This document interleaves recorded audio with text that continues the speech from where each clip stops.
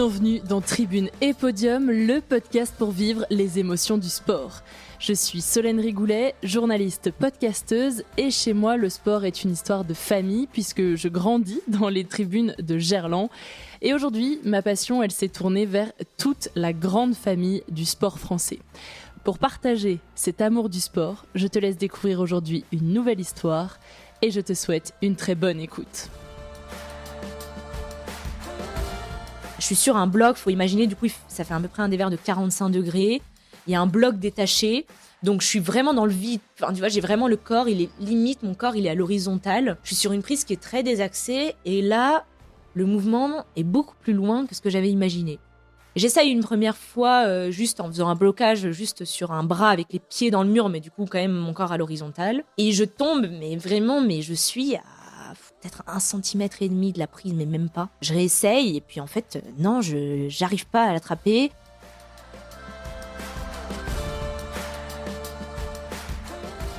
Parfois, il suffit d'un peu de hasard, d'un peu de chance pour rencontrer les bonnes personnes. En septembre, moi, je décide de commencer le badminton. Alors, ça n'a rien à voir avec le sport de mon invité du jour, mais en tout cas, c'est comme ça que je l'ai rencontré. Parce que le jour du premier entraînement, je discute avec une personne qui me raconte son travail et il s'avère qu'elle travaille à la région Auvergne-Rhône-Alpes. Ça fait des mois que de mon côté, j'essaye de contacter le service sport et le service communication là-bas, en vain. Et voilà que le hasard a mis quelqu'un sur mon chemin et elle m'apprend qu'un événement a lieu le soir même pour présenter les athlètes soutenus par la région. Hasard assez improbable, on va dire. Et donc le soir, je me retrouve au milieu d'une centaine d'athlètes venus présenter leur sport à l'hôtel de région. Il y a des sportifs et des sportives de tous les âges et de tous les sports. Et parmi eux, on présente Marion Salmon-Thomas. Elle fait de l'escalade sur glace et elle se présente avec son petit bébé dans les bras. Ni une ni deux, je lui saute dessus à la fin de la présentation pour l'inviter dans Tribune et Podium parce que un sport de fou dont j'ai jamais entendu parler, plus la maternité et le haut niveau, elle a tout pour venir dans ce podcast. Et donc, quelques mois plus tard, me voilà enfin face à elle. Bonjour Marion. Bonjour Solène.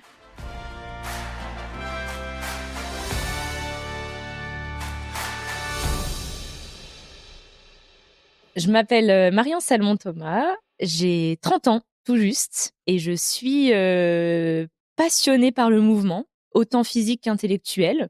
Je suis ingénieure en génie industriel, je suis jeune maman. Voilà, c'est déjà pas mal. Et est-ce que tu peux me faire une phrase pour me parler de ton sport ? Je fais de l'escalade sur glace. Donc, c'est de l'escalade avec des piolets dans les mains et des crampons aux pieds. En compétition, donc je suis en équipe de France depuis maintenant 8 ans. Et sur les compétitions, on a des structures où on a des parties sur bois et avec des prises d'escalade et des parties sur glace. Donc, on alterne entre ces deux parties. L'objectif, c'est d'aller le plus haut possible dans un temps imparti. Et donc, quand c'est sur bois, en fait, il y a des fentes pour pouvoir mettre son piolet comme si c'était un bloc de glace pour le planter dans la glace, quoi. En fait, c'est des prises qui sont quand même spécifiques pour les piolets et on va juste poser le piolet dessus, contrairement à la glace où on va taper. On va le poser, c'est juste la pression qu'on exerce en fonction de comment est la prise, c'est la pression qu'on exerce qui fait que ça tient. Donc, c'est ultra technique et c'est un peu, moi, je le vois vraiment comme une forme de danse sur le mur. J'aime vraiment cette part artistique du sport. Et c'est plus technique que la glace, du coup, puisque la glace, t'as, entre guillemets, juste à taper dedans pour accrocher ton piolet. C'est ça, la glace, tu dois taper. En plus, pour une question d'équité entre les athlètes, il y a quand même il y a les préformés sur certaines compétitions. La glace, on est plus à l'écoute du bruit, on apprend à taper. C'est quand même plus accessible pour le coup que les prises où ça demande vraiment une grande technicité et c'est plus la partie surprise qui va départager les athlètes aujourd'hui. Comment tu découvres ce sport, toi ? Eh bien, je découvre en 2016. À ce moment-là, ça fait plus de 10-15 ans que je fais de l'escalade. Je viens de la région lyonnaise. Toute ma famille m'a accompagnée pendant des années sur les compétitions régionales, interrégions puis nationales. Je suis à ce moment-là à l'INSA, donc une école d'ingénieurs à Lyon. Et en fait, je suis emmenée par des amis à un petit contest local d'escalade sur glace, plus communément appelé dry tooling, puisque c'est vraiment en rocher, c'est en falaise. J'adore. Je pense qu'à ce moment-là, j'avais envie de nouveauté. J'étais toujours aussi attirée par la verticalité, mais ça m'apportait un regard complètement nouveau. J'ai tout de suite accroché, j'ai tout de suite tout mis en place pour continuer la compétition parce que ça me plaisait, mais j'avais vraiment besoin de ce nouvel enrichissement. Parce que toi, enfant, du coup, tu fais de l'escalade. Et principalement en salle ou tu fais quand même en outdoor sur la montagne, etc. Ben, j'ai eu la chance que dès toute petite, moi j'ai commencé l'escalade à 8 ans. Mes parents faisaient beaucoup de voile, mais moi j'étais plus intéressée à monter sur le mât globalement que à naviguer. Donc ils ont fini par m'inscrire à l'escalade. Ils s'y sont tous mis après. Et en fait, j'étais dans un club lyonnais qui s'appelle La Dégaine, qui nous a très vite emmenés en falaise. Donc on a eu cette chance-là. On faisait de la compétition et on a découvert tous les échelons de la compétition ensemble, mais on a aussi été emmenés dehors et à 10-12 ans, j'étais dans les calanques encordée avec une autre personne de mon âge et on apprenait l'escalade dehors. Donc j'avais quand même cet aspect-là. J'avais cette appétence pour l'extérieur, mais la compétition était quand même toujours en gymnase. Je pense que mes parents en ont quand même un souvenir parfois un petit peu long, même si c'était génial en épanouissement. Et je pense que, je suis la personne que je suis grâce à tout ça aussi. Mais là, à ce moment-là, de faire des compétitions en extérieur, j'avoue que ça m'a aussi beaucoup attirée. Est-ce que plus jeune, t'avais en tête un peu de faire voilà des coupes du monde, des championnats du monde Alors plus jeune, je rêvais de porter le maillot France, de l'équipe de France. Donc ça c'est sûr. Et quand j'ai accédé à ça, été en équipe de France de vitesse en escalade. Mais à ce moment-là, j'étais ultra attirée par le combiné, donc j'aimais vraiment toutes les disciplines. Ça n'existait pas encore. C'est venu un peu plus tard. Je crois pas que je m'étais autorisée à rêver d'un titre de championne du monde ou de Jeux Olympiques. C'était vraiment, dans un premier temps, le maillot aux couleurs de la France. Après, petit à petit, je me suis mis à rêver de Marseillaise. Mais en fait, je pense que c'est surtout l'idée de faire mieux. Enfin, ça paraît un petit peu simpliste comme ça, mais je crois que j'aimais l'idée de m'améliorer chaque année et du coup, de m'autoriser à rêver un petit peu différemment chaque année. Mais j'ai jamais eu des rêves complètement éloignés de ma réalité. Enfin, je suis toujours restée quand même assez objective. Quand tu testes le dry tooling en 2016-2017, tu dis d'un coup, tu as un peu une révélation et tout. Tu te rappelles justement ce que tu as ressenti quand tu t'es retrouvée justement avec ton piolet en bas de cette falaise pour tester cette montée, quoi, cette verticale? Je me rappelle d'être ultra joueuse, de me ressentir comme un enfant dans un nouveau terrain de jeu, à me dire oh, j'ai envie de tout apprendre de ce sport, j'ai envie de tout comprendre, j'ai envie de découvrir cette gestuelle. Et après, c'est une évidence pour toi que tu vas rester sur ce sport-là? Alors après, ce qui se passe, c'est toujours, je fonctionne beaucoup par petits pas, même si ça s'est quand même vite enchaîné. Je me mets à regarder beaucoup de vidéos. Du coup, je regarde les replays de l'équipe de. En fait, à ce moment-là, l'athlète qui m'a emmené, qui s'appelle Antonin Sekini, il était en équipe de France. Et donc, je commence à regarder. Je regarde sur YouTube. Et là, ça cultive encore plus cette idée de vraiment essayer d'accéder à tout ça, quoi.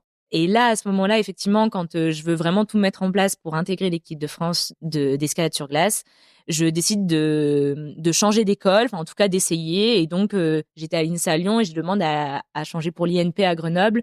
Il y avait la même spécialité, j'étais pile au moment où je passais en école, donc après la prépa. Et il y avait génie industriel, ce que je voulais faire.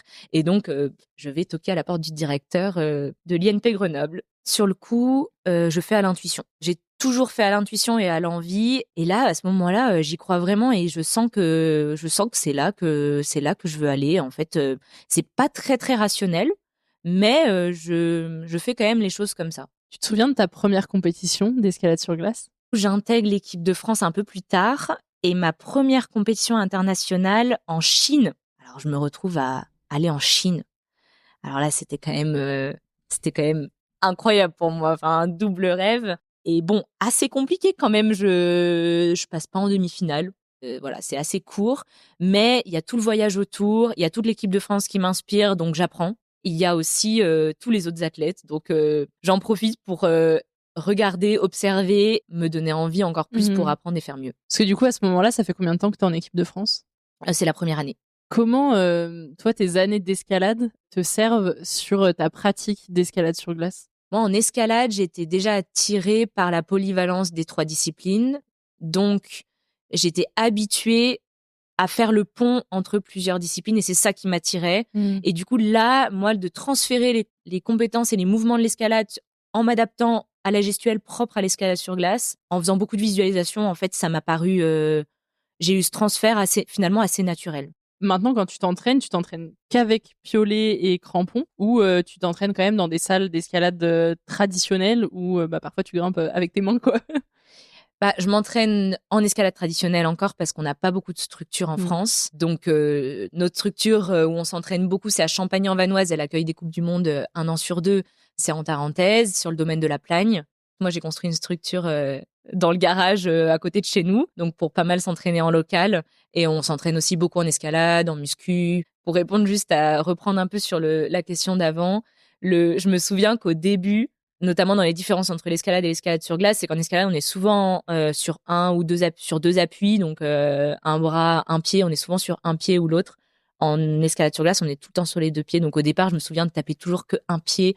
Et on me disait, mais tape tes 2 pieds, mon Dieu. Je me souviens en bas tous les autres athlètes. Et voilà, ça a demandé quand même un petit peu d'adaptation, tout ça.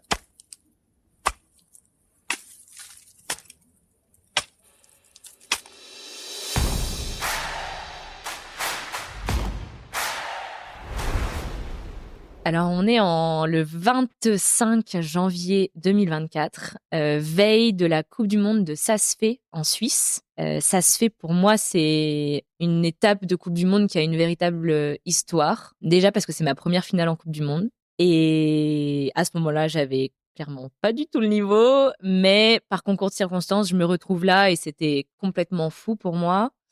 Mais c'est aussi parce que la structure et la gestuelle qu'offre l'ouverture dans cette structure, elle est ultra intéressante. Elle est extrêmement exigeante et technique. Et c'est tout ce que je recherche globalement dans la gestuelle. Et c'est aussi une étape qui est quand même assez proche de la maison. Donc, il y a souvent des proches qui viennent. Et c'est vrai que quand on est amené à voyager dans le monde entier, ça apporte un supplément d'âme. J'arrive avec un bagage quand même un petit peu compliqué parce que du coup là on est en début 2024 et en fait en début 2023, à la fin du premier trimestre, je me blesse aux 2 avant-bras. À ce moment-là, en fait, je veux vraiment passer un nouveau cap en Coupe du Monde. J'ai fait plusieurs finales, j'ai fait plusieurs podiums. J'ai encore jamais gagné, jamais eu accès à cette fameuse Marseillaise. Et du coup, je veux passer un nouveau cap parce que je sens qu'il y a encore quelque chose à aller chercher. Et donc, je me dis, je vais prendre un nouvel entraîneur. Et en fait, j'attaque ce nouveau travail.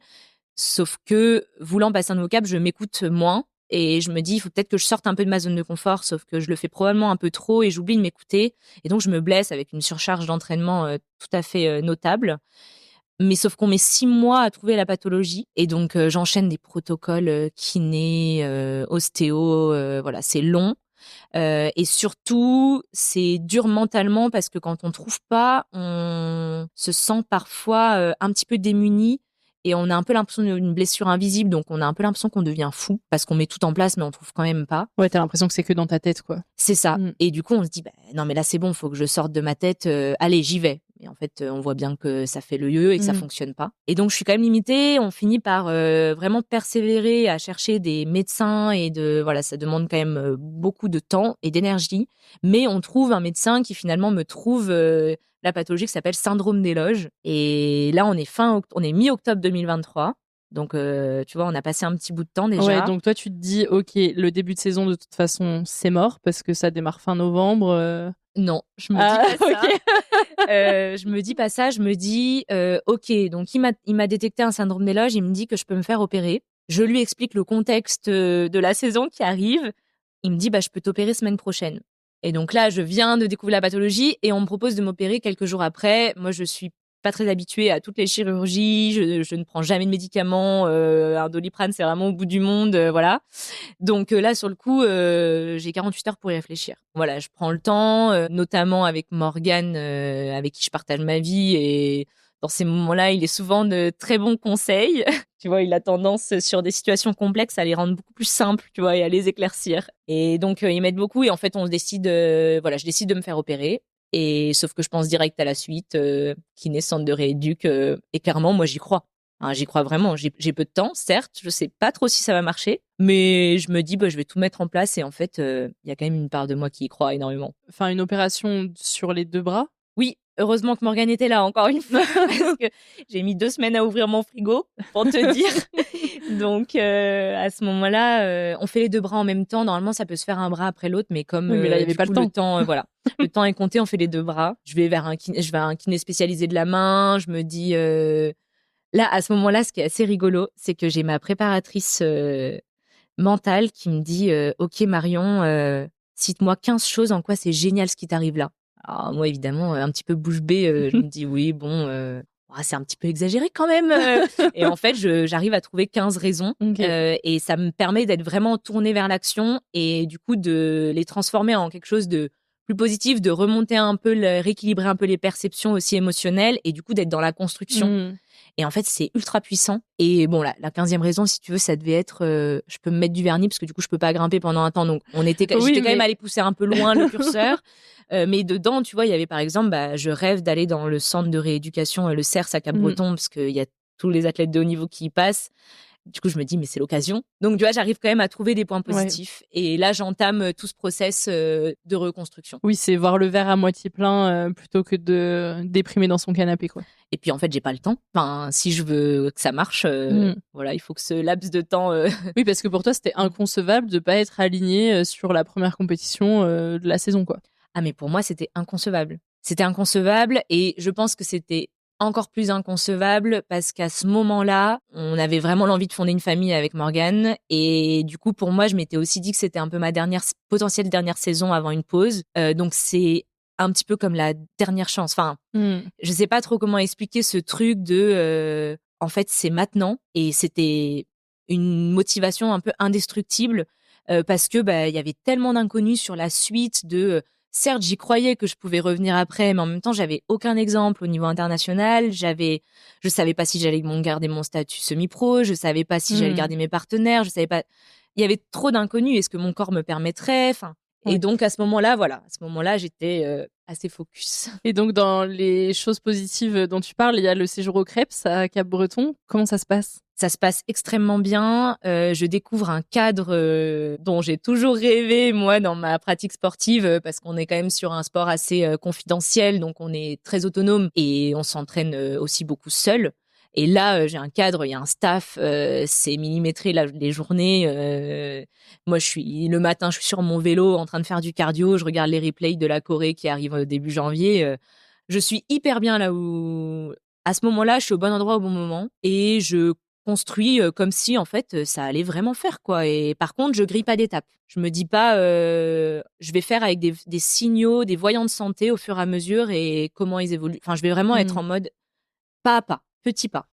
Je suis à nouveau sur Piola mi-décembre, il me Moins reste de 2 3 mois en semaines. vrai pour, entre l'opération et Oui, c'est ça, en un donc c'est mois et pas mal, demi. hein. Donc top.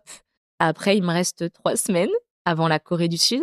J'élimine, alors à ce moment-là, j'ai tellement d'incertitudes, tellement d'inconnus que je prends un papier, je les mets toutes et en fait, je les élimine, je coche au fur et à mesure sur des voyants physiques, Les étapes, émotionnels, tu veux etc. dire? Les étapes, Ouais. je coche les étapes, donc j'enlève des inconnus. Puis finalement, à un moment, je me dis, mais en fait, les sensations, elles sont bonnes. L'état d'esprit, il est bon. Je vais voir mon DTN et je lui dis, en fait, moi, j'aimerais aller en Corée. Et sur le coup, il est un petit peu sur la défensive en me disant, mais c'est peut-être, est-ce que vraiment c'est pas trop tôt? Je lui dis, mais moi, je veux le général. Moi, je vise le général. Si je pars avec une étape en moins, là, et il me dit, OK. Et du coup, je me retrouve en Corée. Corée, finalement, pour le coup, Corée, c'est vraiment, je prends pareil les voies les unes après les autres. Je savais pas du tout à quoi m'attendre, et en fait, je finis 4e de cette étape. Donc, je repars évidemment le sourire. Je me souviens avoir les larmes pendant le podium, pendant que je regarde le podium. Et en fait, des athlètes qui viennent me dire, mais t'inquiète, ce sera. Et moi, je leur dis, non, non, mais en fait, j'ai des larmes de joie. Mmh. En fait, certes, j'ai la médaille en chocolat aujourd'hui, mais juste, je suis là. En fait, Bah je suis ouais. tellement heureuse. Je pensais même, à un moment, je me disais, mais ça se trouve, je pourrais plus grimper à ce niveau. Il y a 1 mois et demi, tu étais sur un lit d'hôpital, finir 4e, enfin, Voilà. c'est une place souvent qu'on déteste, mais en fait, parfois, elle est aussi belle que les autres, quoi, donc C'est ça. Ça se fait comme c'est l'étape qui me tient le plus à cœur de manière assez viscérale. Je me mets quand même, pour le coup, j'ai des ambitions et des enjeux sur cette étape. Contrairement à la Corée où vraiment c'était un test. Enfin, même si évidemment je voulais avoir un résultat, mais bon, globalement c'était plus la cerise sur le gâteau. Je me mets vraiment dans un schéma de défi performance. En fait, pour expliquer, pour s'immerger un peu, la veille de la compète, on est tous avec l'équipe de France, on retrouve le Team France, on est à ce moment-là 8 de l'équipe de France, on a tous un logement ensemble, dans Ça se fait, donc génial, on se retrouve tous autour de la table où on met nos voies de démonstration, donc les qualifications, elles se font où on peut voir les athlètes entre eux grimper, et il y a quelqu'un qui nous fait une démonstration, donc pour que ce soit équitable pour le premier qui passe. Et donc, on regarde les vidéos de démonstration tous ensemble dans la cuisine. On commente, on échange, tu vois, on se questionne. Là, ça met tout de suite dans le bain. Ensuite, on appelle ça donc les enregistrements. On va s'inscrire, on retrouve tous les autres athlètes du circuit. Il y a le technical meeting, donc tu as toutes les infos propres à la structure. Tu retrouves la team de l'orga, la team qui nous suit aussi de la fédération internationale sur toutes les coupes du monde. Et là, donc, fin de journée, il est déjà un peu tard parce qu'on est en train de finir de manger vers 20h. Donc, hop, visualisation au lit. Et là, le jeu commence. Jour 1. Alors, faut imaginer un grand parking circulaire où la structure est à l'intérieur, au milieu du parking. C'est la seule étape où elle n'est pas en extérieur, mais en fait, elle a une ambiance et une atmosphère qui est si chaleureuse parce que tu as du public à chaque étage. Donc, ça doit faire à peu près une dizaine d'étages au moins parce qu'on est sur des structures qui font presque 25 mètres. Donc, on est sur plus de 10 étages et tu as du monde. Tu grimpes, tu fais un mouvement, tu as quelqu'un, tu pourrais lui serrer la main à côté de toi. Et donc, c'est assez incroyable comme atmosphère. Et au pied, d'ailleurs, au rez-de-chaussée, c'est un bar circulaire pour à la fin de la compète. Pareil, t'as un concert. Voilà. C'est une étape qui a une atmosphère unique. Jour 1, qualification. Là, j'arrive pour le coup ancrée, posée. Ça attaque à 8h, donc on se lève quand même très tôt pour les femmes. Les hommes, c'est l'après-midi. Le parking est vide, mais c'est toujours normal dans des phases de qualification. Et du coup, là, vraiment, c'est ancrage. Je passe les voies. L'objectif, c'est d'aller en haut dans un temps imparti. Ça se passe bien. Je suis 5e des qualifications. Voilà, je repars comme ça. J'ai fait un bon boulot. Et maintenant, place à la demi-finale. Je vais en direct en récup. Les demi-finales, c'est le lendemain, donc c'est le jour 2. Et là, pour le coup, c'est une grosse journée parce on commence le matin tôt, tu vois, le réveil qui sonne à 5h30. Ce matin-là, je me réveille sereine et je me souviens par contre d'avoir rêvé qu'en fait, j'étais déjà en finale. Coucou Amandine, je te fais un petit vocal, je crois que ça me rassure, je sais que tu vas pas la voir là maintenant, je suis en isolement là qui se termine dans une demi-heure pour la demi-finale, mais du coup ça permet de poser un peu la bonne direction.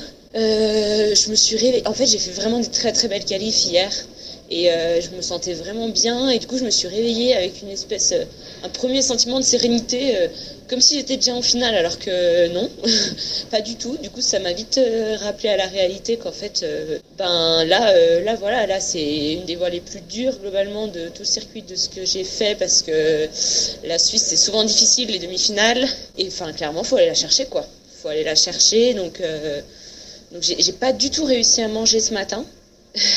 Donc je vais prendre des barres un peu en cours de route je pense, mais je suis plutôt en avance sur le timing, je suis bien, donc voilà, je vais prendre étape par étape. Je pense que je vais peut-être axer un peu plus sur le qigong et le recentrage parce que je me sens un petit peu flagada, mais c'est que le début de l'ISO et voilà, j'ai trop hâte de savoir la voir, de pouvoir y réfléchir mouvement après mouvement et puis d'y aller en sécurisant quand même pas mal parce que c'est en Suisse mais en me faisant plaisir quoi, en me faisant plaisir. Les proches ils sont là, ils sont bienveillants. Je vais essayer de me mettre je suis pas dans la même position qu'en Corée où c'était déjà génial d'être en demi. Là, j'ai vraiment envie d'aller chercher une finale, du coup ça met un peu d'enjeu. Mais je vais essayer de me recentrer en fait, m'enlever un peu cette charge de l'enjeu et vraiment me recentrer sur les mouvements, un après l'autre. Et j'avance comme ça jusqu'à Muerte, quoi. Jusqu'à Muerte. Et je sais que je sais faire. Je sais que c'est possible. Il y a tout pour. Donc je vais aller chercher cette place en finale. Sur les qualifs, tu dis que la voix, vous avez pu la voir la veille avec toute l'équipe pour voir quelqu'un qui l'a grimpé. Là, tu sais pas ce que tu vas avoir. Tu la découvres en arrivant en bas. Comment ça se passe? On a 6 minutes. 6 minutes, tous les athlètes ensemble. On est avec des jumelles, des carnets, on dessine pour pouvoir échanger entre nous après et se souvenir. Et donc, en 6 minutes, il faut savoir tout comment tu vas passer, se souvenir des prises, se souvenir de l'intégralité de la voix. Ça, donc, c'est un travail évidemment qu'on fait aussi à l'entraînement. Moi, c'est une de mes étapes préférées. J'allais dire, J'adore. en tant que bonne élève. C'est ça, en tant qu'élève assez scolaire. Mais j'adore parce qu'en fait, déjà, t'as une étape t'as une mémoire visuelle et après, t'as une étape de visualisation associée où du coup, je suis en isolement, j'arrête pas d'imaginer, je me reprojette. Des fois, j'ai même changé les méthodes en isolement pour te dire parce que en visualisant et en me mettant, en fait, je fais plusieurs visualisations. Tu as la visualisation, on appelle externe, donc tu imagines que tu es en train de te regarder grimper, comme si tu regardais quelqu'un d'autre, mais en fait, c'est toi.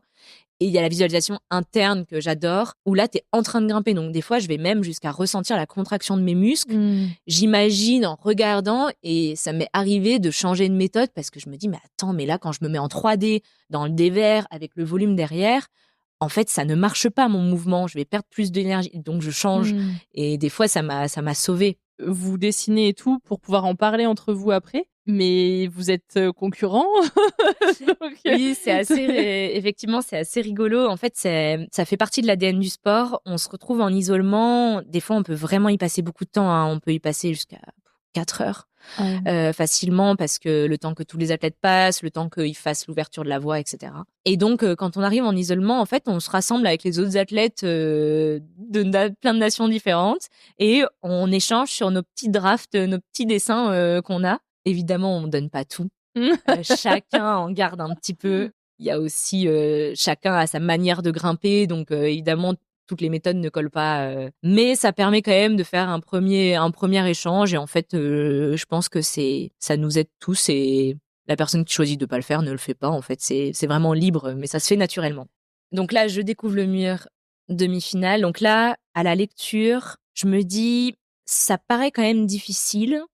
Je vais faire attention, ça a l'air quand même très exigeant, très technique. Souvent, les demi-finales en Suisse, c'est quand même, ça monte pas forcément vers le sommet, à part quelques rares athlètes. Et il peut y avoir un peu des contre-perfs au début, donc je me méfie dès le début. Je me dis vraiment, il faut que je sois entièrement focus. Et du coup, je décide d'assurer quand même. Je reviens en isolement. En isolement, j'avais la chance d'avoir avec moi, il y avait Morgane et Milan. Donc Milan, qui est un athlète aussi de l'équipe de France, que j'affectionne particulièrement. Et en fait, il était c'est très rare, mais il n'était pas en demi-finale. Et donc, à ce moment-là, je me souviens d'être vraiment touchée parce qu'il vient avec moi en isolement si tôt le matin pour en fait être un soutien aussi moral. Donc tous les deux là, donc moi ça me met aussi dans une atmosphère vachement de sérénité. Et je partage avec eux. Ils n'ont pas vu la voie parce que eux, ils ont dû rester coincés en isolement. Mais par contre, le fait de partager et d'échanger librement, ça m'aide aussi parfois à clarifier certaines choses. Et souvent, tu vois, sur des problématiques que tu as, juste en parlant à quelqu'un qui est complètement externe à la situation, tu te rends compte qu'en fait, c'est toi qui débloques, mais en fait, c'est juste en parlant que tu te rends compte du truc qui coince, ou alors il te challenge un peu sur quelque chose et tu te dis, ah oui, effectivement, c'est ça peut-être dans ma tête qui est pas très clair. Parce que t'as quand même le droit de leur montrer tes dessins et tout. Enfin, à ce moment-là, c'est autorisé, quoi. J'ai le droit d'échanger et de montrer le dessin. En fait, c'est eux qui n'ont pas eu le droit de sortir. À partir du moment où ils sortent, ils ne peuvent plus revenir. Parce qu'ils n'ont pas le droit de me donner des informations. Voilà. J'ai vu ça, il faudrait que tu fasses attention. Ça passe pour la finale. C'était quand même un peu chaud parce que je grappille des mouvements sur la fin de mon temps, mais je sentais quand même le public derrière qui me poussait un petit peu à accélérer. Je pense que j'ai un tout petit peu trop assuré et du coup, ça aurait pu me coûter cher. Pour moi, à ce moment-là, je me dis, petit manque de professionnalisme quand même parce que ça aurait pu basculer au-delà de la 8e place. Je suis 4e, donc ça le fait. J'ai quand même une petite marge, mais ça peut se jouer vraiment à rien à ce niveau-là. Des fois, c'est juste un mouvement. Donc, petit quand même. Ça passe. Je suis contente. J'ai assuré. Maintenant, il va falloir que je lâche un petit peu quand même les chevaux. Ça te fait douter pour la finale ? Ça me fait pas du tout douter à ce moment-là. Ça me fait juste me dire qu'il va falloir aller la chercher clairement ce soir en finale, que je vais pouvoir me libérer un petit peu plus. Tout en restant alerte, c'est vraiment toujours un jeu de pression entre pression et relâchement. C'est toujours ce dosage à trouver qui est, tu sais, tout athlète, nous dans notre sport, mais en escalade c'est pareil, est à la recherche d'un flow de grimpe. On appelle ça le flow, c'est la fluidité de grimpe, quelque chose où ça paraît facile de l'extérieur et en fait ça l'est pas, mais juste le fait que ça paraisse facile et que t'as mis pile le bon dosage d'énergie sur chaque mouvement et que t'es allé vers le sommet. Enfin, c'est vraiment ça qui nous fait rêver. Mais là, sur le coup, je me dis quand même, la demi-finale, quand je l'ai lu, j'ai pas pensé au top. Je me suis pas dit que j'irais en haut. Et ça, petite alerte. Autorise-toi à penser que tu vas aller en haut. C'est quand même l'objectif, tu vois. Donc rebelote, 6 minutes pour observer le mur et après on n'est plus cuite. Avant ça, il y a quand même une phase de récup. J'ai toujours le même rituel. On revient à l'appart, douche, compex, feedback de la voix. On passe direct, hop, tac, ça c'est fini.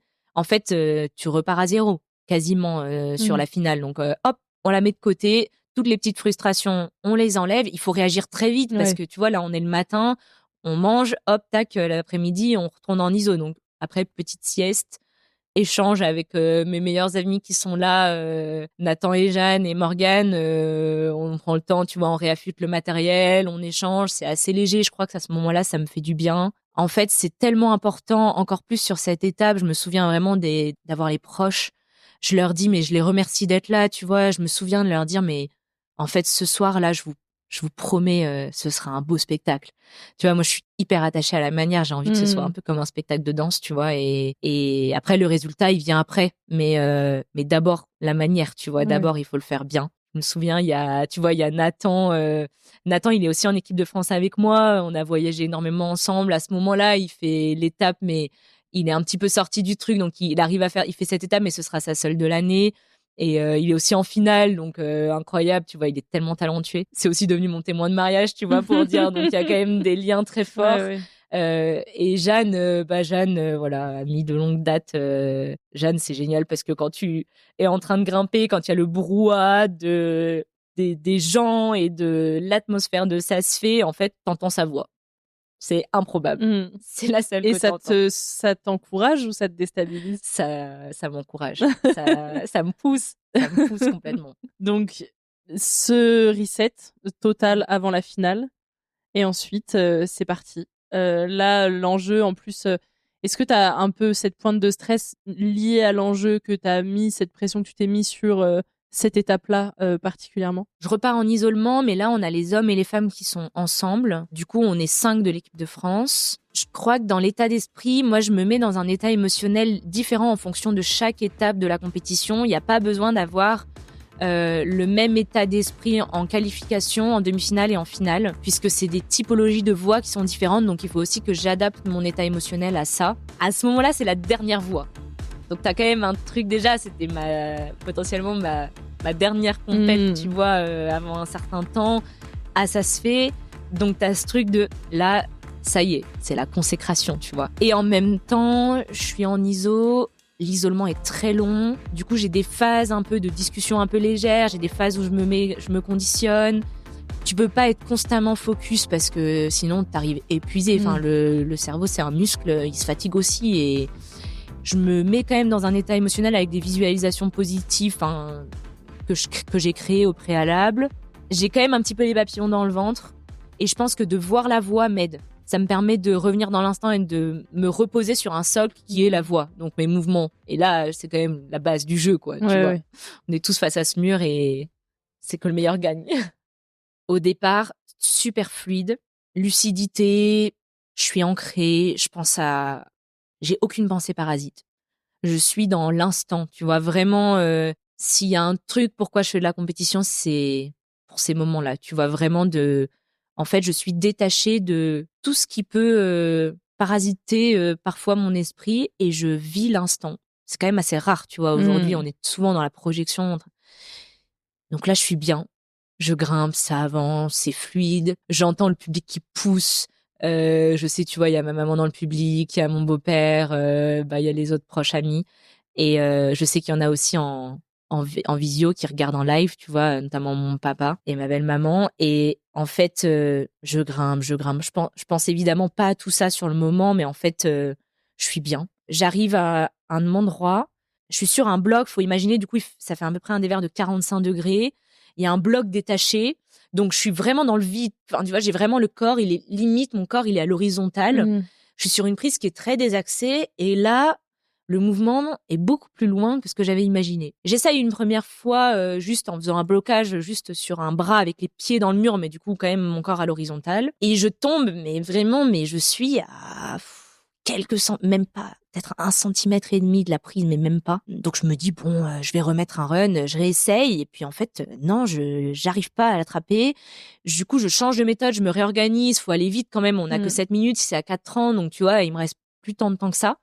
Je me réorganise, tu vois, je suis vraiment dans l'action. Et il y a un moment, à force de persévérer sur ce mouvement, où je crois que je sors un petit peu de mon corps. Et là, je suis en train de penser, mais attends, mais tout le monde me regarde. Et moi, je suis bloquée sur un mouvement. Enfin, c'est long, quoi. C'est vraiment, j'ai un moment de solitude extrême. Ça dure, c'est ultra court. Oui. Ça me paraît long sur Et le heureusement moment, en même temps. mais c'est ultra court. Direct, je me remets dans mon corps. Je me dis, attends, non, pas du tout. Là, tu sors pas de ton corps, là, tu reviens dedans. Direct, je me remets. C'est des automatismes, je pense, parce que sur le coup, je me dis pas, non, reviens dedans. Ça revient.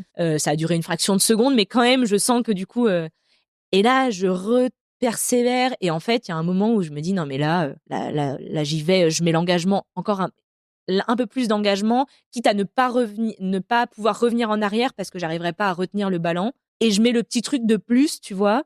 Et là, j'attrape la prise. It's getting counted down here. 15 seconds-ish left. She can try to be more dynamical. Yeah! Oh, she's in. Fantastic. Nice! Well, I can't She believe got that. it! Wow! How did she get the energy back? Yeah, She's going to get yeah. timed out, but I don't care. That was awesome. Wow! She got it! Et là, mais je me dis, oh, génial, du coup, je clip, j'ai encore plein d'énergie, je commence à... Et en fait, là, la corde se tend et je dois descendre. J'ai plus de temps. Le vide. Il y a ce mélange d'émotions de oh, j'ai enfin réussi à passer et en même temps, je peux pas aller au bout. C'est la première fois que je descends d'une voie sans le sourire. Première fois. Et d'habitude, tu vois, je fais un coucou au public, je remercie, évidemment, parce qu'ils sont... C'est grâce à eux qu'on est là aussi. Et en fait, là, je sais pas, je ressens le vide, je ressens énormément de déception. Je sais pas du tout quelle place j'ai. Ça m'importe absolument pas sur le moment. Juste, je suis déçue de ne pas avoir pu aller au bout de moi-même sur l'instant et surtout au bout de cette voie parce que pour une fois, je m'étais vraiment autorisée à penser au top. J'ai fait de mon mieux. Sur l'instant, j'ai fait de mon mieux et j'ai mis vraiment longtemps à réaliser que ma victoire ce jour-là, elle est aussi dans ce mouvement, en fait, dans l'engagement que j'ai mis dans ce mouvement et dans l'acharnement que j'ai mis sur un mouvement. En fait, c'est incroyable, ne serait-ce que de pouvoir rester sur un mouvement pendu comme ça et de pas se décourager, de continuer. Enfin, elle est là, la victoire, tu vois. Et c'est aussi ça qui peut rendre fier tes proches, tu vois. Enfin, oui. Et comme toi, enfin, évidemment, moi d'abord, me rendre fière, mais sur le coup, je pense que j'aime bien descendre, avoir, limite un peu du sang dans la bouche, de me dire, mais en fait, je suis allée au bout de moi-même et au bout de l'effort. Et là, j'avais pas ce truc-là à ce moment-là. Et en plus, donc toi, tu passes 4e. Donc derrière, ça s'alterne, un homme, une femme, un homme, une femme. Donc tu as quand même le temps un peu d'avoir cette frustration qui te remplit avant de voir un peu ce qui se passe, si potentiellement il y a podium ou pas, quoi. Bah, c'est ça, en fait, là, je descends. J'ai besoin d'un moment seul. Je m'éclipse un petit peu, je me mets un petit peu en retrait. Là, l'émotion, elle m'envahit complètement.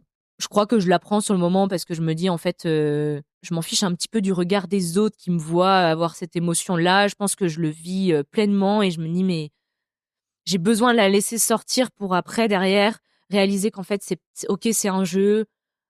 Enfin, voilà, tout va bien, mais en fait, je le vis et j'aime bien le vivre, tu vois.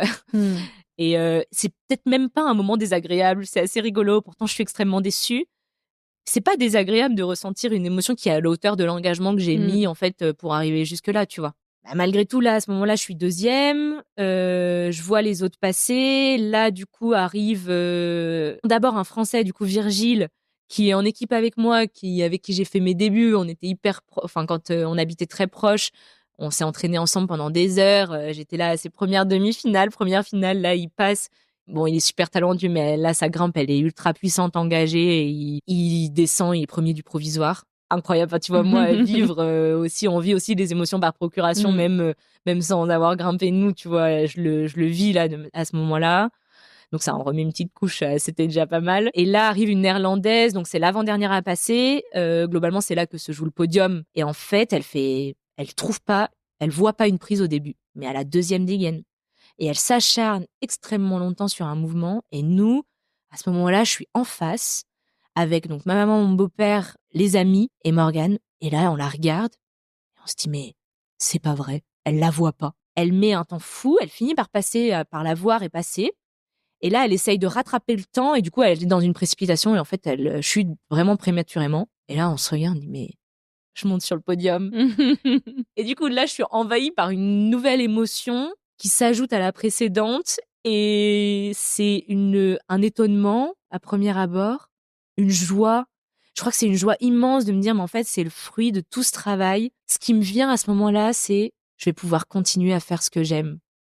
Parce que ce podium, il me donnait accès à maintenir mon statut de haut niveau, donc à mon statut semi-pro, donc à continuer globalement pour les prochaines, tu vois. Le podium, déjà, il n'y a pas de Marseillaise. Alors, il y a une Marseillaise par procuration, parce qu'on arrive au dernier athlète, c'est Nathan. Donc là, je me dis, non mais attends, mais là, la Marseillaise, elle est soit pour Nathan, elle est soit pour Virgile. Incroyable. Et du coup, le choix du roi, tu vois. Et du coup, je dis, et là, potentiellement, il y a un podium intégralement français, ce qui a été du jamais vu. Enfin bref, parce que celui d'après, c'était Tristan qui était déjà, donc ils étaient premier et deuxième, Virgile et Tristan. Donc bon. Et Nathan, bon, malheureusement, il fait une contre-perf au début, et donc c'est Virgile qui gagne. Je crois que là, à ce moment-là, moi, c'est trop pour une petite personne. Tout le monde me serrait dans les bras parce que du coup, j'étais sur le podium et moi, les larmes, elles étaient infinies. Vraiment, ça n'arrêtait pas de couler. Et j'étais souriante et en même temps, c'était tellement d'émotions et tellement... En fait, c'est pour ça qu'on fait ça. C'est aussi dans les bons comme dans les mauvais. En vrai, c'est génial d'avoir des émotions. Et donc, je monte sur le podium. Je crois que... je pleure encore sur le podium. Et du coup, je voyais, il y a des athlètes, tu vois, il y a notamment des athlètes d'une autre nation qui me regardaient et qui me faisaient Marion, souffle. Ils me faisaient des gestes, tu vois.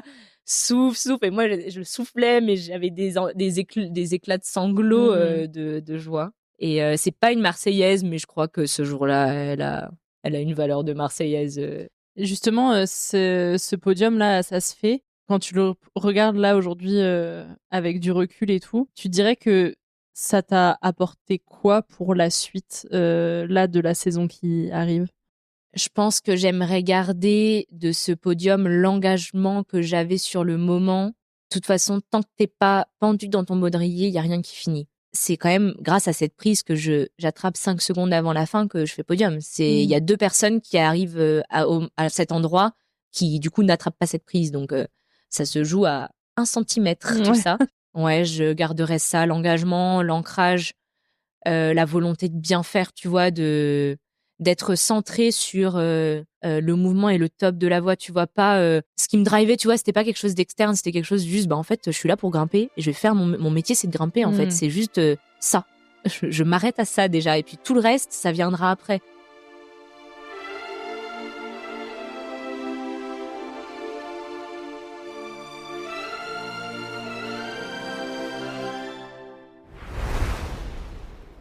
La surprise, je l'associerais à la grimpe, à avoir fait des compétitions en le partageant à 2, donc avec Milo, donc mon fils là, qui était déjà dans mon ventre. Et j'ai été surprise de prendre autant de plaisir à en fait m'enlever le résultat de la tête. Pour le coup, il y avait une bonne raison. C'était pour aussi la santé notre santé à tous les deux. Mais j'ai vraiment, pour le coup, j'ai vraiment tout fait sur la manière et sur l'intention de grimpe. Et je crois que j'ai été surprise d'autant profiter aussi. C'était des nouvelles sensations et c'était un voyage, une forme de voyage. Je l'emmenais avec moi, tu vois, dans toutes mes activités. Et je crois que de s'autoriser aussi à faire ce qu'on aime dans cette phase de vie, en fait, c'est trop bien. Enfin, moi, j'ai pas changé mes pratiques, j'ai pas tout changé du jour au lendemain. J'ai continué à faire au feeling et aux sensations sur les pratiques que j'avais déjà, tout en sécurisant évidemment, mais oui, en te faisant accompagner. Et en plus, si t'en as eu la possibilité, c'est vrai que c'est pas donné à tout le monde, mais toi, si ton corps t'a permis de continuer.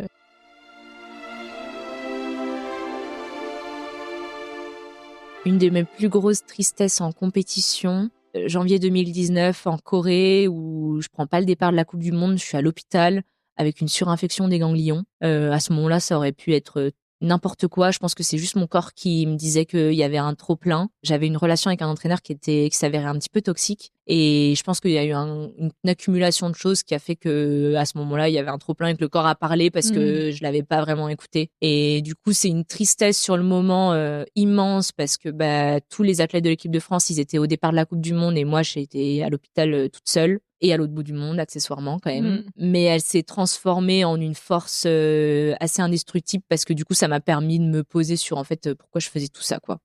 Et qu'elles étaient vraiment ce qui me drivait, mais de manière assez viscérale, tu vois, pour faire avoir autant d'investissement dans une passion.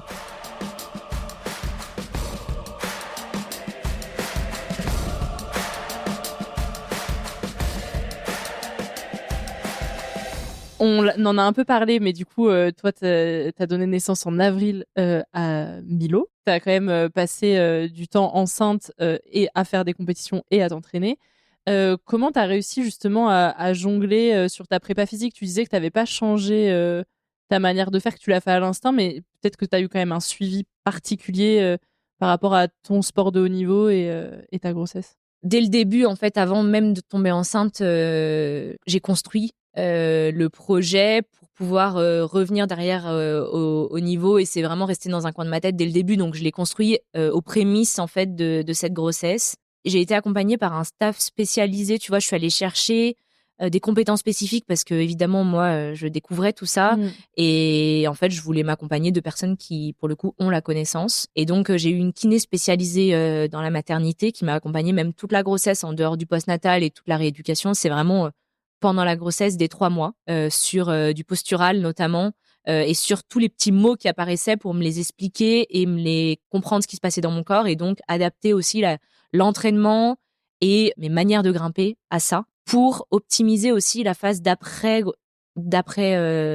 accouchement. Et en fait, ça se joue beaucoup aussi sur la grossesse pour prévoir la suite, notamment sur les abdos, tu vois, par exemple. C'est vraiment un truc qui est clé de éviter de contracter les grands droits, de renforcer le transverse. C'est clé pour derrière.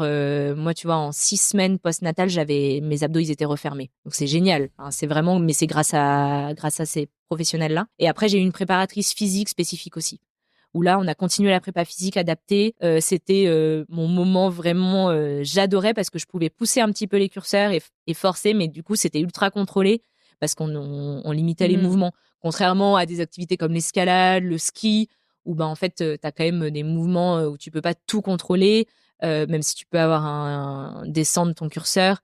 Et du coup, je pouvais un peu moins me pousser, quoi. Il y avait des choses où tu sentais quand même la limite, où tu pouvais pas aller plus loin justement à cause ou grâce de la grossesse, parce que soit le corps te le permettait pas en termes de place, soit physiquement t'avais plus la force, quoi.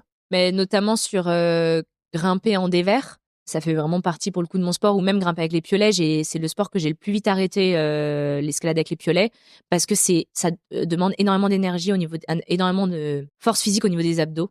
Et que du coup, ça a contracté les mauvais abdos. Et du coup, je me suis dit, pour prévenir et pour préparer encore mieux la suite, vaut mieux arrêter maintenant pour que ce soit mieux après. Okay.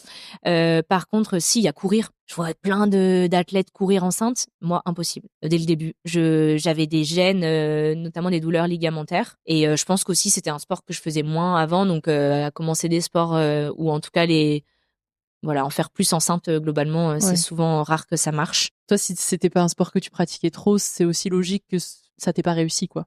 Mais complètement, et tu vois, je me souviens du regard des autres à la salle de bloc, parce qu'évidemment que je chutais plus dès le début, j'ai arrêté de chuter.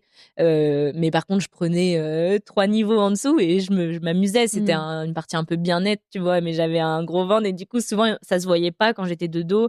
Et dès que je me tournais, d'un coup, on voyait un ventre. Et du coup, je me souviens du regard des gens. Mais qu'est-ce qu'elle fait à faire ça maintenant? Et en fait, moi, j'étais complètement à l'aise et du coup, je leur souriais et puis voilà. Hein. Le projet de faire famille, c'était tu finis la saison 2023-2024 avec cette idée-là en tête. Vous vous étiez mis d'accord sur un timing ou vous vous étiez dit en fait si ça doit prendre 3 ans, j'arrête l'escalade pendant 3 ans, enfin j'arrête la compétition parce que c'est ça la priorité. Mais c'est assez rigolo que tu poses la question parce que on s'est dit du coup qu'après la saison, tu vois, on pouvait lancer ce projet-là. Et en fait, je m'attendais pas que ça prenne du temps. C'est une part de naïveté, tu vois. Après, ça a pris du temps, ça a pris 6 mois. En plus, j'ai fait 2 fausses couches, donc et 6 mois, c'est pas long finalement. Tu vois, on te dit que la moyenne c'est 1 an, sauf que quand tu le vis, nous qui sommes très habitués, les sportifs, à planifier, là, j'étais en train de planifier un truc avec une énorme inconnue, en me disant, mais attends, mais là, je planifie ça, mais autant dans 2 semaines, tout change. Et du coup, ça avait été, je trouve que c'était dur cette période, on n'en parle pas beaucoup, mais ça a été un peu une période de flou où il y a un moment où, bah, encore une fois, grâce à la prépa mentale, mais ma préparatrice mentale, Amandine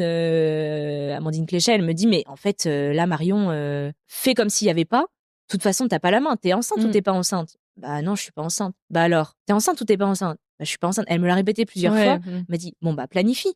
Et puis t'adapteras le jour où tu tombes enceinte. Oui. Et en fait, à partir de ce moment-là, j'ai fait ça et en fait, je suis tombée enceinte. Vaut mieux réorganiser sa vie parce qu'il y a la bonne nouvelle au bout de je suis enceinte plutôt que d'être dans la frustration de bah en fait je me suis rien prévu parce que j'avais prévu d'être enceinte et ça a pas marché, du coup j'ai rien, donc en fait c'est le cercle infernal de t'attends quelque chose mais en fait il y a rien au bout quoi. Et complètement, c'est exactement ça. Et après tu dis que t'as fait des fausses couches, mais du coup quand tu tombes enceinte, est-ce que t'as quand même cette idée en tête quand tu tombes enceinte pour la 3e fois du coup, de se dire bon faut quand même que je sois vigilante parce que les 2 premières fois ça a pas été au bout. Il y a des choses peut-être que tu fais en plus ou je sais pas. Mais en fait, après les 2 fausses couches, je vais voir une micro-kiné qui travaille justement là-dessus sur la mémoire des cellules. Et je lui dis, mais en fait, moi, j'ai pas du tout envie de vivre une grossesse le jour où elle arrive en ayant peur de perdre mon bébé. J'ai envie de profiter de ce moment-là. Et du coup, on travaille là-dessus. Et du coup, au moment où je tombe enceinte, peu de temps après, finalement, je n'ai pas du tout cette appréhension de le perdre. Par contre, j'attends plus de temps pour le dire. Et du coup, il y a quand même toute une phase qui est, en plus, j'avais énormément de nausées. Donc, je bottais en touche sur beaucoup de stages où je disais non, mais je viens. Et puis, au dernier moment, mais je peux pas venir au stage équipe de France, tu vois. Et du coup, je me souviens de sortir 1000 excuses et j'ai pas l'habitude, moi qui ai l'habitude d'être assez droite. Là, tu vois, je devais inventer. Du coup, je sais pas du tout mentir en plus. Donc, c'était pas très vrai. C'est bien les textos pour ça, parce que du coup, t'as pas besoin, on n'entend pas dans ta voix que c'est faux ce que tu racontes. Et le retour, du coup, après l'accouchement, comment tu te réapprivoises avec les voix aussi, avec les piolets, parce que du coup, tu les avais laissés au tout début de ta grossesse? Les piolets, c'est ce que j'ai arrêté le plus vite et c'est ce que j'ai repris le plus tard. Waouh. Parce que, les mêmes raisons. La demande physique, énergétique associée à la pratique. Le post-natal, pour moi, ça a été la plus difficile à gérer que la grossesse. La grossesse, t'écoutes ton corps, t'apprends les quelques règles d'or, tu te fais bien accompagner globalement. J'ai toujours été habituée d'écouter les sensations du corps et au feeling. Donc voilà, j'ai vécu comme ça. Le postnatal, t'as un petit bout dont t'es responsable du jour au lendemain, où tu peux pas vraiment contrôler ses faits et gestes. Donc t'apprends à adapter et à être constamment en train de changer tes plans. Et surtout, je crois que le plus difficile, c'était vraiment la gestion de la fatigue, de peu dormir. Et la journée, il faisait des siestes d'une demi-heure. Donc, tu vois, je m'entraînais pendant la demi-heure. On me disait, mais dors. Moi, si je dormais la journée, si tu veux, j'ai l'impression d'avoir rien fait vraiment de ma journée. Et je me réénergisais plus à faire une séance de sport pendant la demi-heure que j'avais que à dormir. Ouais. Donc, voilà, j'ai construit comme ça. On a fait une salle de sport dans une chambre, la chambre d'amis, pour faire pendant les siestes. Tu vois, on a adapté. Et petit à petit, ça s'est construit comme ça. J'ai repris la grimpe en septembre, donc j'ai accouché fin avril, début mai, donc ça fait quand même au bout de 4 mois. J'ai repris les stages avec l'équipe de France à ce moment-là. Ça a été dur. Ouais. Dur d'être face à la réalité je m'étais un peu protégée en ne prenant pas les référentiels vraiment de cotation, tu vois, jusque-là. Et là, j'étais face à des voix, du coup, de côté, tu vois, et d'exigence de mon sport. Et du coup, tu es face un peu à ta réalité. Donc, j'ai été patiente quand même. Oui, parce qu'en fait, quand tu reviens en équipe de France, tu sais à quel niveau tu as quitté l'équipe de France. Et en fait, quand tu reviens, tu es pas à ce niveau-là. Et c'est normal, mais il y a quand même, mentalement, ça met un coup, quoi. Et surtout qu'il y a des mouvements que j'ai dû réapprendre. Mais des mouvements, tu vois, je suis pendue à une barre et je lève les genoux. Mais ça, moi, j'ai jamais appris ça de ma vie. Bien sûr que j'ai toujours réussi à lever mes genoux. Après la grossesse, je ne pouvais plus. On me disait, ma prépa physique, elle me disait, tu montes les genoux, Marion. J'étais incapable. Donc, réapprendre des mouvements que t'as jamais appris, tu te dis, ah oui, je pars pas de zéro, en fait, je pars en négatif, presque. Et après, ça revient extrêmement bien. Tu vois, là, on est à 6 mois. J'ai vraiment eu la sensation là de reprendre des là, tu vois, tout dernièrement. Donc, il a 6 mois et demi. Donc là, ça y est, je sens que j'ai des réflexes qui sont dignes d'une pratique qui commence à revenir à haut niveau. Là, on est à quelques jours de ta première étape de Coupe d'Europe, du coup. Comment tu appréhendes ce moment? Parce que, je sais pas, est-ce que ton niveau est revenu au niveau que tu avais avant en grossesse? Enfin, t'es dans quel état d'esprit aussi par rapport à cette nouvelle saison? Parce que il s'est passé quelque chose entre-temps, quoi. J'ai toujours été ultra convaincue que je reviendrai. Même je serais plus forte qu'avant parce que j'ai un petit supplément d'âme à la maison, mais je savais pas le temps que ça allait prendre et j'ai été un peu surprise du temps finalement qui est long, même si c'est pas si long, 6 mois. Là, j'ai retrouvé mon poids de forme, je commence à retrouver des repères qui ressemblent à ce que j'avais avant, mais qui sont un petit peu quand même nouveaux parce que j'ai des points faibles d'avant qui sont devenus des points forts, j'ai mes points forts qui sont pas encore tout à fait revenus. Je crois que je suis à 60% à peu près de ce que je veux atteindre de mon niveau, où si on dit que je veux être à 100 en janvier, là je suis à 60. Donc j'ai encore 40 à aller chercher, peut-être 35 depuis les dernières séances. Non mais j'y crois. Les Coupes d'Europe, pour moi, c'est un jalon pour les objectifs qui sont en janvier en Coupe du Monde. Je vais faire avec l'état de forme du jour. Et l'idée, c'est d'étalonner ce qui manque et ce qui reste à travailler pour janvier. Il y a un objectif de résultat sur cette saison ou vraiment juste un objectif de revenir au top niveau pour préparer la saison suivante déjà? Nos statuts, déjà, ils sont annuels, donc tu peux pas avoir une saison à vide si tu veux maintenir le parcours au niveau. Donc déjà, d'un point de vue extérieur à moi, il y a un objectif de résultat parce que si je veux faire la saison suivante, il faut que j'ai des résultats déjà cette année. Mais en vrai, j'ai des objectifs de résultats, moi, surtout pour être tout à fait honnête. L'objectif de Marseillaise, il est jamais parti de ma tête, en Coupe d'Europe comme en Coupe du Monde.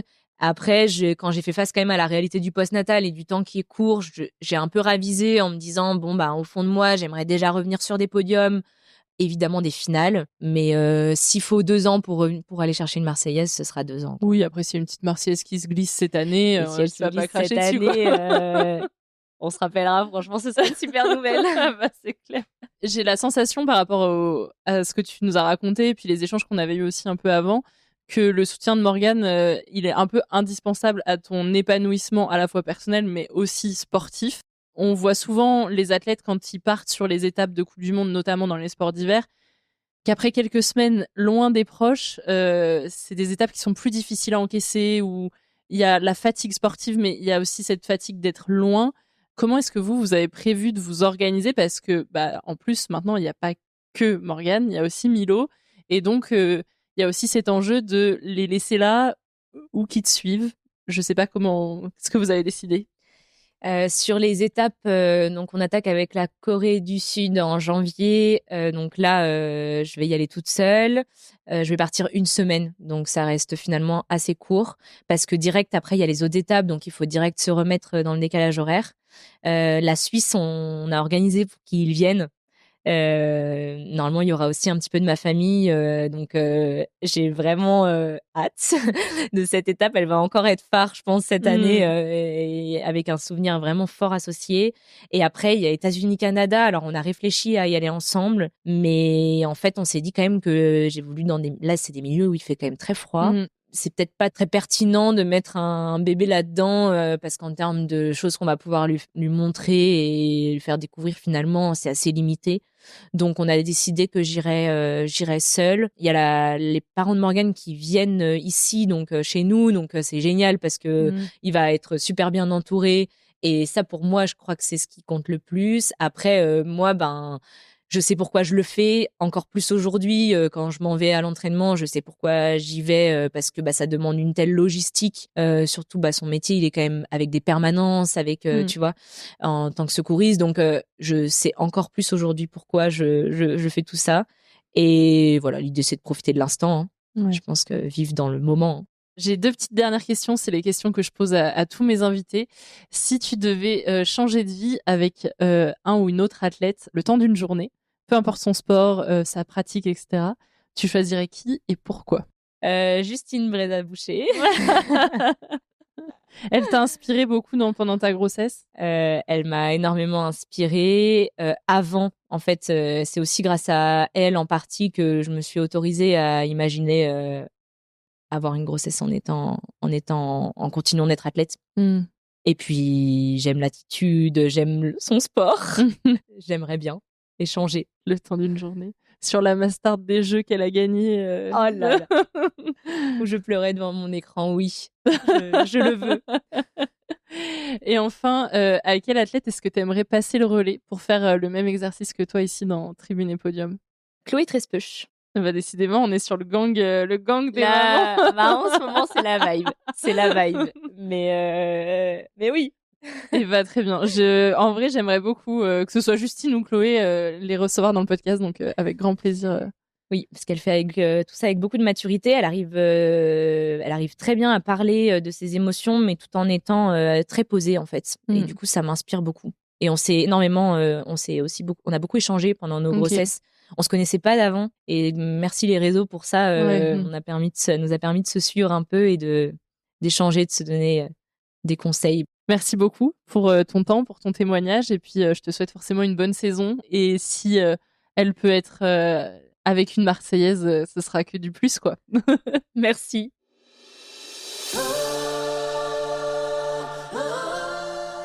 Merci d'avoir écouté cette histoire de sport et d'émotion.